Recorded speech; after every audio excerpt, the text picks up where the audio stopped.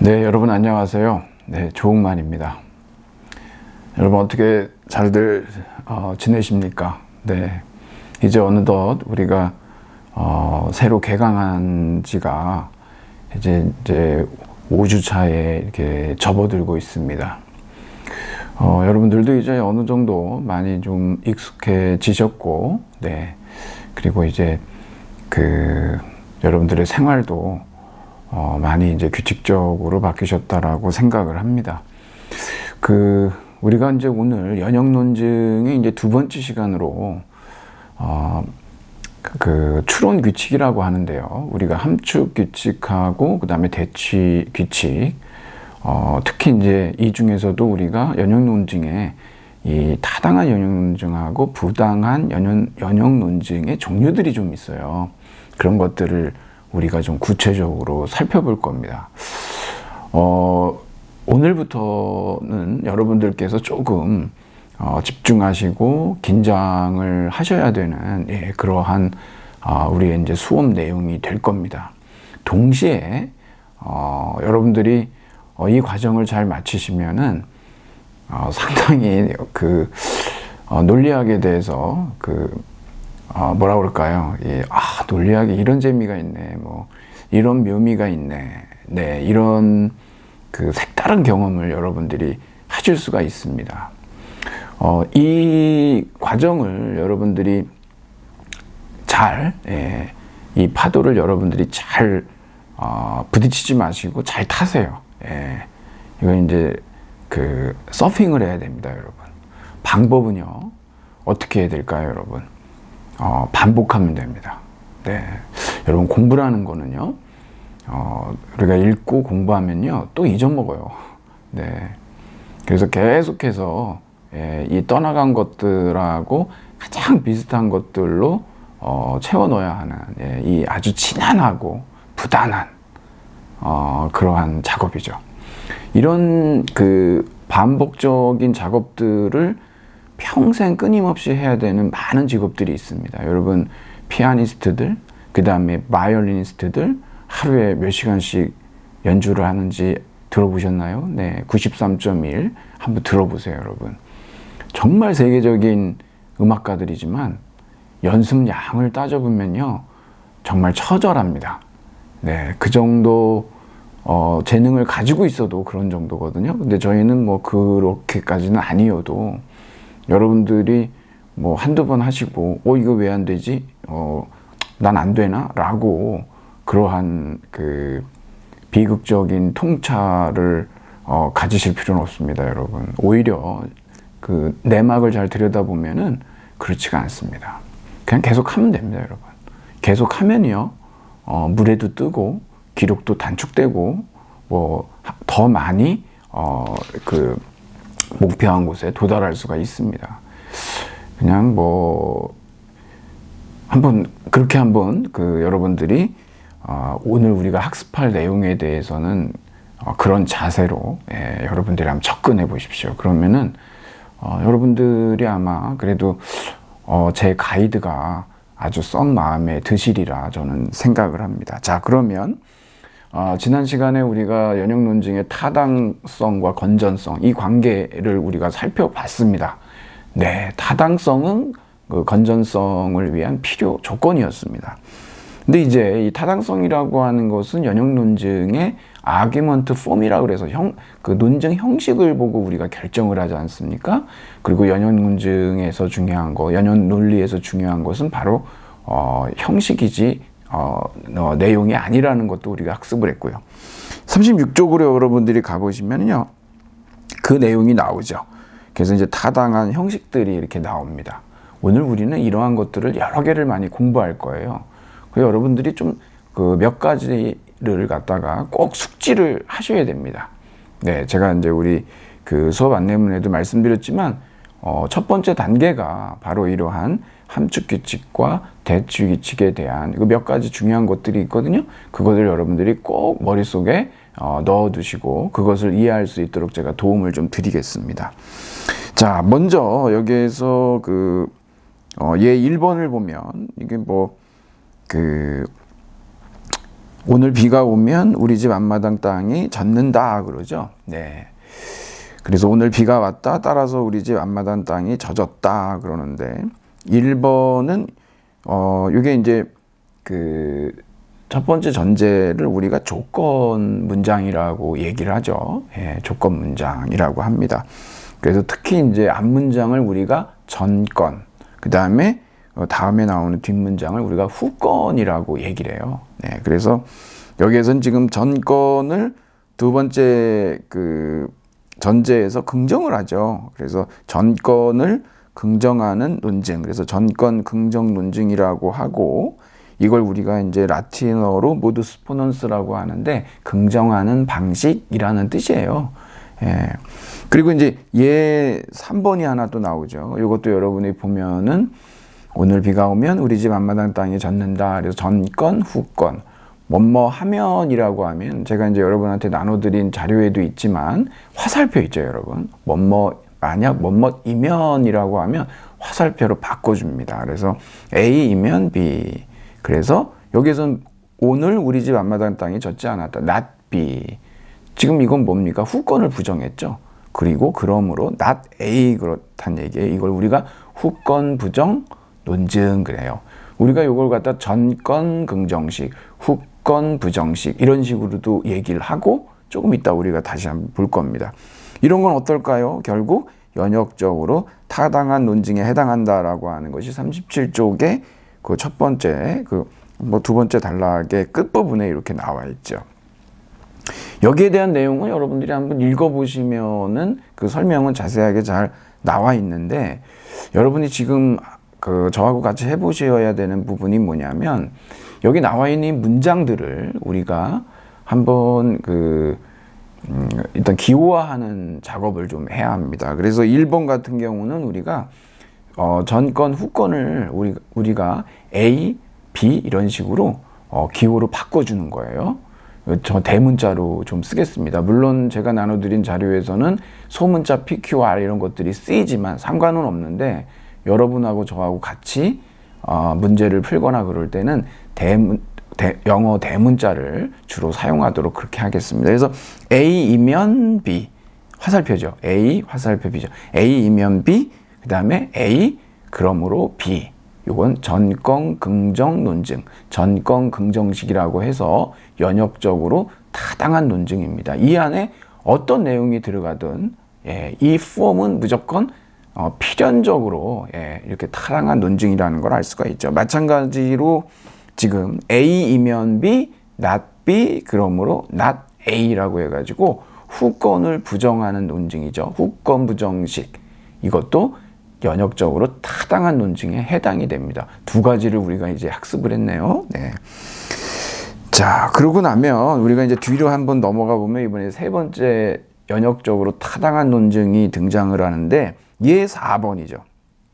이것도 여러분들이 전건, 후건을 대문자 알파벳으로 한번 바꿔보세요. 그러면 A이면 B, B이면 C, 그러므로 A이면 C 그러죠.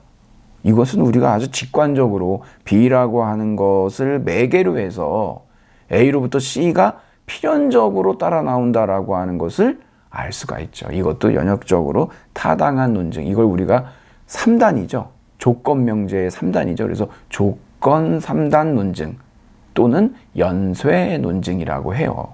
이런 형식으로 된 논증 형식은 연역적으로 타당한 논증이다 라고 하는 거죠. 이게 이제 세 가지를 우리가 이제 학습을 했습니다. 자, 그 다음에 네 번째로 한번 가보죠. 여러분들이 이거 다 여러분들이 여러 차례 반복해서 알고 계셔야 되고, 자, 그 다음에 우리 이 벤너나 아츠가 K1 월드 그랑프리에서 우승한 적이 있다 뭐 이랬는데, 그래서 전제 1, 전제 2, 결론 이렇게 나오는데, 이것도 우리가요, 여러분들이 여기서 벤너나 아츠 또는 이잖아요. 예. 요것은 우리가 이제 보통 이렇게 또는이라고 하는 그러한 이제 기호 표시를 하는데, 여기서 A 또는 B. 그리고 봤더니 우승한 적이 없다. 벤너가 그랬죠. not A. 그러므로 B 그래요. 요걸 우리가 그 선언 명제로 이루어졌기 때문에 이 전제가, 그래서 선언 3단 논증이라고 이렇게 얘기를 하거든요. 또는 여러분 이것을 우리가 선언지 제거법 그래요. 선언 명제 중에 이게 지금 A도 선언지고 B도 선언지거든요. 그 선언 문장으로 이루어져 있는데 그 선언지 중에 어떤 하나를 부정해서 결론을 긍정하게 될 경우 이것을 우리가 선언지 제거법이라고 해서 이것은 연역적으로 타당한 논증이 됩니다.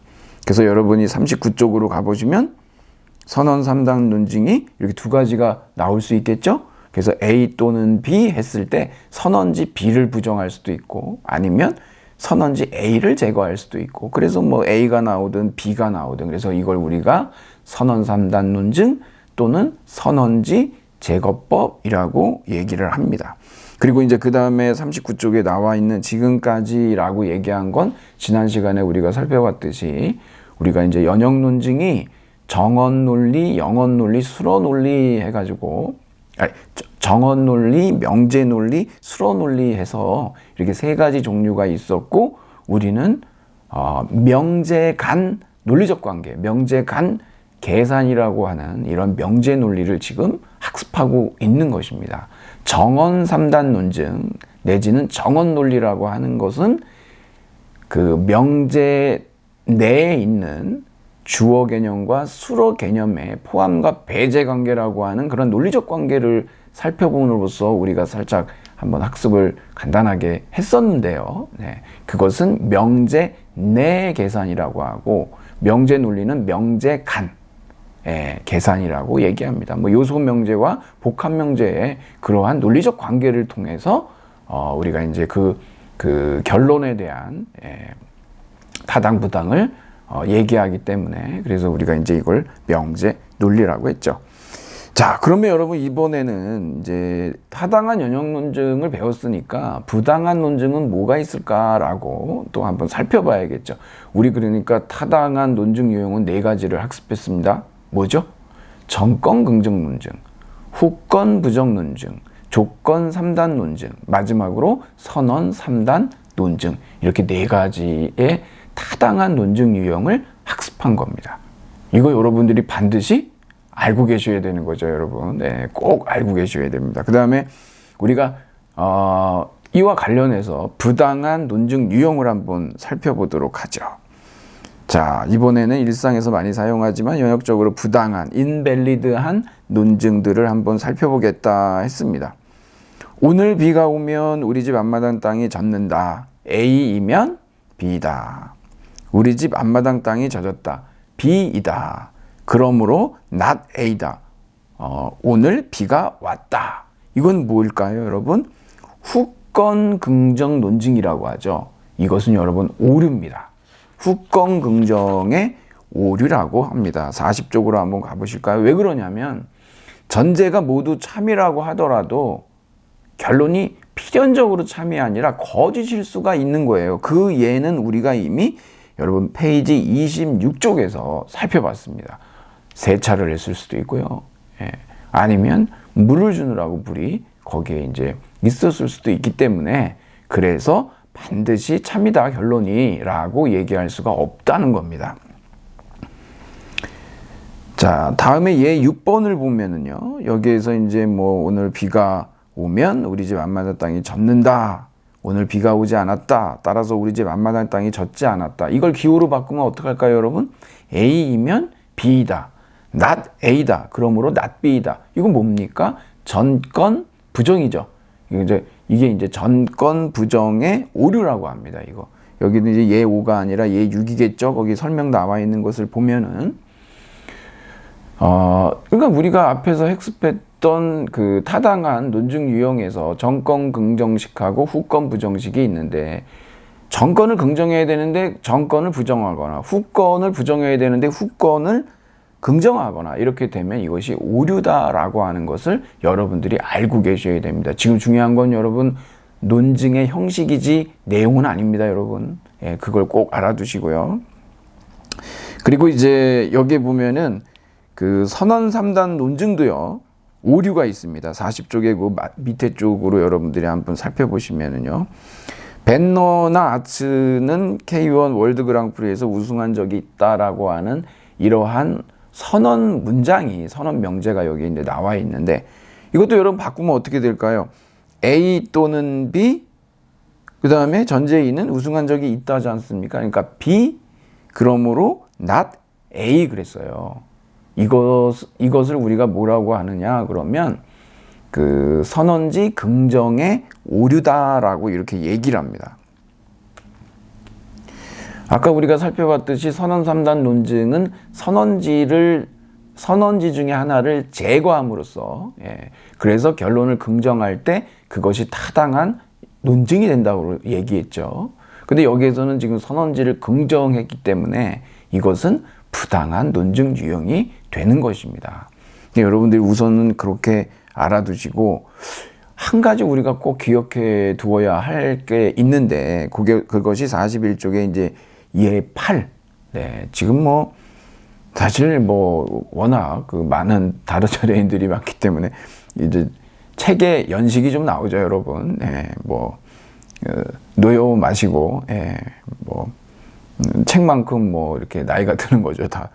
이제 언젠가 그래서 한번 또 다시 그 얘들을 좀 그 업데이트를 해야 될 필요는 분명히 있는데, 여하튼 굉장히 그 멋진, 이게 뭐 한국을 대표할 만한 배우가 있다고 해보죠. A라고 하는 배우가 있는데, 그 배우가 잘생겼거나 키가 크다. 그래서 A는 키가 크다. 따라서 A는 잘생기지 않았다라고 하는 거. 이거 뭐냐 그러면은 선언지 긍정의 오류라고 그랬죠. 네. 뭐 그렇습니다. 그런데 문제는 뭐냐면 여기에서 지금 또는이라고 하는, 이 선언 문장에서의 이 그 선언은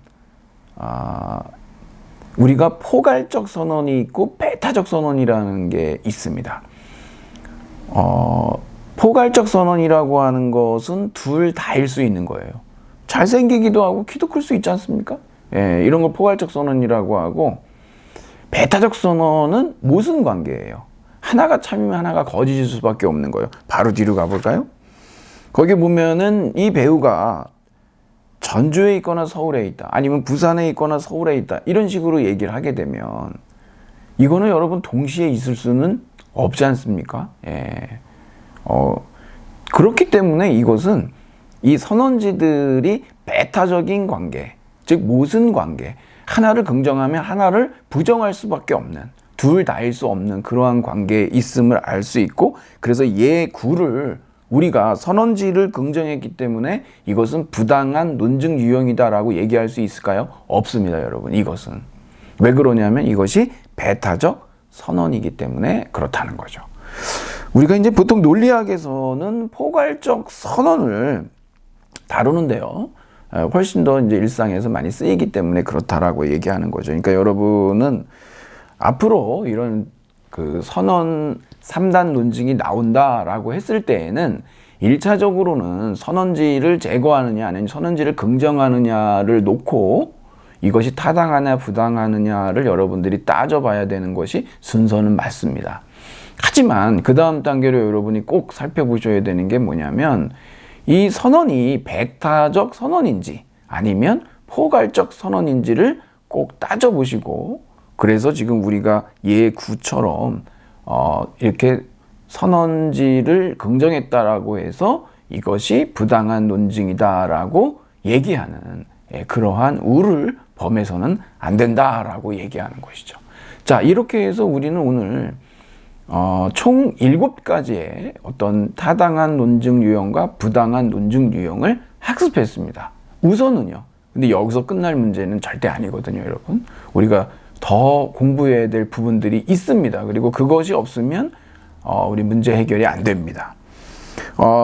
더 이제 우리가 문제를 좀 풀어보기 이전에 43쪽에 여러분이 보시면은요, 연역적으로 부당한 논증이 반드시 나쁜 논증인 것은 아니다. 그렇죠. 왜 그러냐면 연역 논증만 있는 게 아니잖아요, 여러분. 우리는 귀납 논증이라고 하는 과학 방법론이 있습니다. 그래서 그러는 건데요. 그래서 연역적으로 필연적이지 않은 부당한 논증들 중에서도 유의미한 논증들을 구분할 수가 있는데 그게 이제 귀납 논증의 유형들이다. 그래서 우리가 이제 귀납적 일반화나 통계 3단 논증, 유비 논증, 그 다음에 뭐 인과 논증, 그래서 뭐 가설 연역법, 뭐 귀류법 이런 것들을 몇 가지 더 배울 겁니다. 우린 연역 논증은 뭐 아니면 도, 예, 맞거나 틀리거나 타당하거나 부당하거나, 그러니까 옳거나 그르거나 이렇게 양당 간의 결정이 나지만 이 귀납 논증이라고 하는 것은 부당하지만 그래도 상당히 우리가 쓸모 있는, 네, 그러한 논증 유형으로서 일상생활에서 상당히 유용하게 사용되고 있다라고 하는 것은 여러분이 아시게 될 겁니다. 조금 우리가 이제 좀 시간이 좀 더 필요한데 학습 이후에 좀 더 이제 살펴볼 거지만 여러분들이 그렇게 한번 알아두시고, 그러면 일단 여러분께 제가 나눠드린 우리 이것으로 이제 끝나지는 게 아니라 여기에다가 우리가 몇 가지 더 추가해서 꼭 알아두셔야 될 부분들이 있어서 그러는데, 우선 여러분 논리 연결사들의 종류 및 그 기호와 명칭이라고 있었죠. 요거 한번 보세요. 여기 여러분 논리 연결사가 있죠. 이거 우리가 논리적 접속사라고도 하고 뭐 논리 연결사라고도 하고 그러는데, 이 기호를 여러분들이 이미 보셨지 않습니까? 이게 처음에 이 부정은 물결표였죠. 이렇게 물결표가 있고, 그 다음에 연어는 어떻습니까?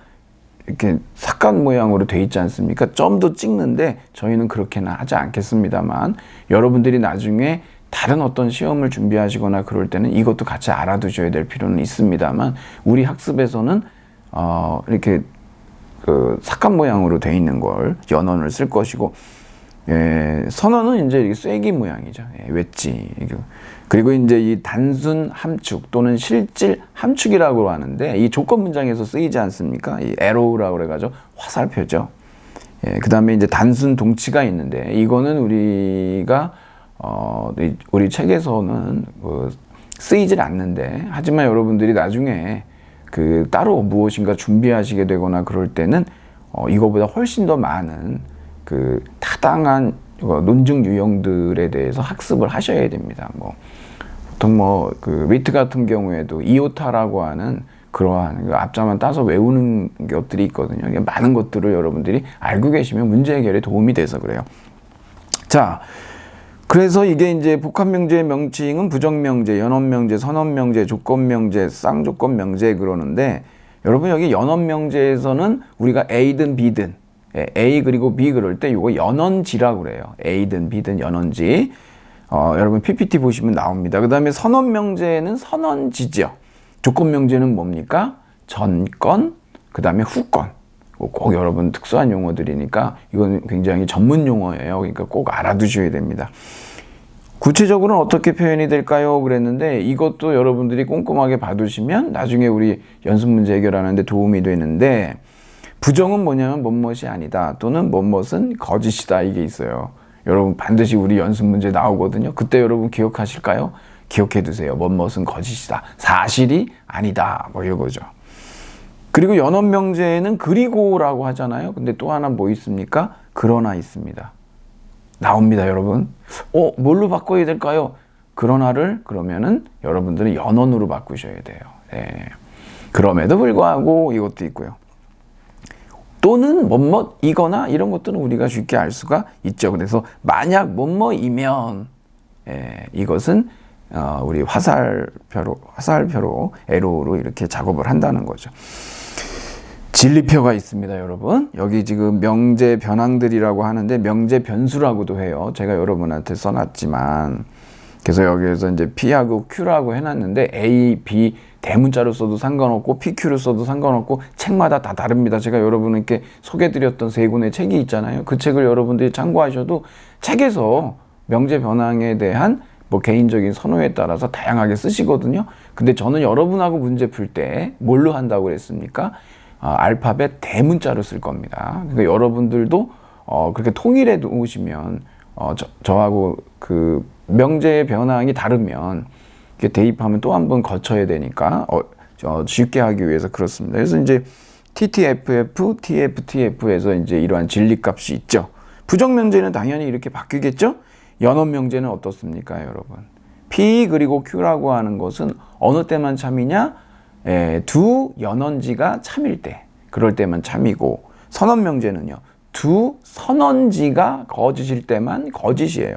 가언명제는요, 조건명제죠. 이것은 전건이 참이고 후건이 거짓일 때만 뭐예요? 거짓이에요. 꼭 알아두셔야 돼요. 제가 부탁드립니다. 이거 꼭 알아두시고, 그리고 나머지는 그냥 한번 봐두세요.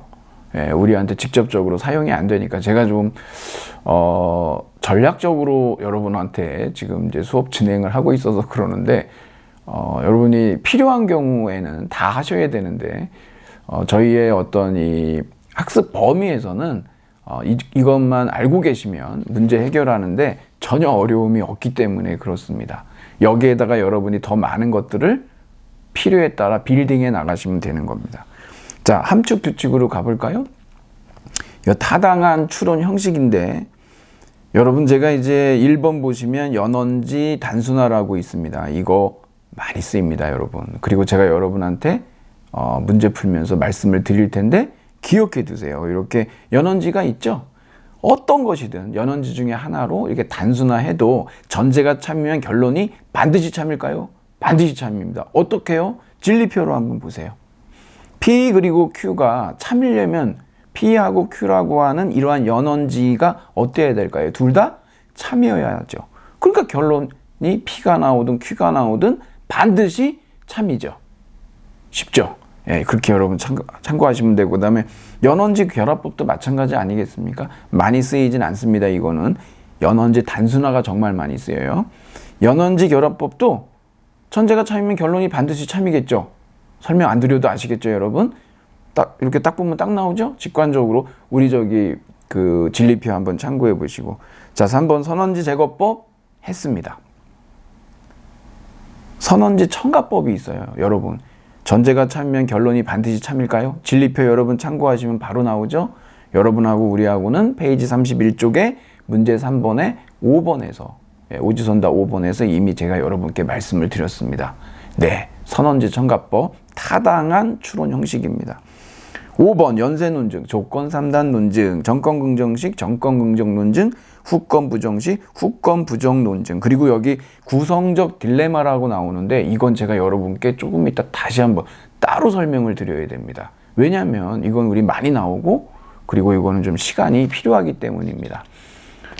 시간을 아끼기 위해서 이거는 제가 2부에서 하도록 하고, 여러분 다음에 대치 규칙, 즉 이거는 동치 규칙인데 논리적 동치거든요. 넘어가 보시죠. 드모르간의 규칙, 교환법칙, 결합법칙, 배분법칙, 이건 여러분이 이미 그 집합에서 다 학습했기 때문에요. 6번 가볼까요? 여러분 대우 규칙 다 알고 계시지만 많이 쓰여서 그래요. 나중에 여러분 이거 많이 쓰셔야 되니까 알고 계시고, 7번에 단순 함축이라고 되지 않습니까? 당장 오늘 나올 텐데요. P이면 Q를 풀면 not 또는 Q고, 또는 not 하고 괄호 쳐서 P 그리고 Q 이렇게 쓸 수가 있죠, 여러분. 그리고 제가 옆에다 이렇게 표시도 해놨지만, 별표 해놨지만 P 또는 Q는 not P이면 Q하고 같다. 이거 우리 나옵니다, 여러분. 그래서 제가 여러분한테 이거 일부러 이렇게 제공해 드린 거니까, 다른 것들도 다 쓰이지만 여러분이 1번부터 7번까지 있죠. 여기에 나와 있는 것들에 대해서는 조금 익숙하게 알고 계실 필요가 있다라고 하는 것이죠. 자, 그 다음에 형식적 오류와 뭐 양도론법 이렇게 나와 있는데, 거기에 제가 그냥 여러분 그냥 하나 모아서 그냥 그 자료가 있기 때문에 여러분한테 드린 거고, 이미 우리는 이것들을 다 공부를 했기 때문에 큰 어려움은 없을 겁니다. 지금 말씀드렸던 함축 규칙과 대치 규칙에 있는 일부의 이러한 어떤 그 타당한 논증 유형이라든가 아니면 그 논리적 동치라든가 이 부분들에 대한 숙지가 여러분들이 반드시 선행돼야 된다. 그것이 되어 있지 않으면 여러분이 문제 해결하는데 어려움을 겪고, 그러면 여러분이 어쩌면은 흥미를 잃으실 수도 있지만 이것만 넘어가시면 반복해서, 그럼 굉장히 아주 재미난 문제풀이를 여러분이 하실 수가 있습니다. 여러분 2부에서 뵙겠습니다.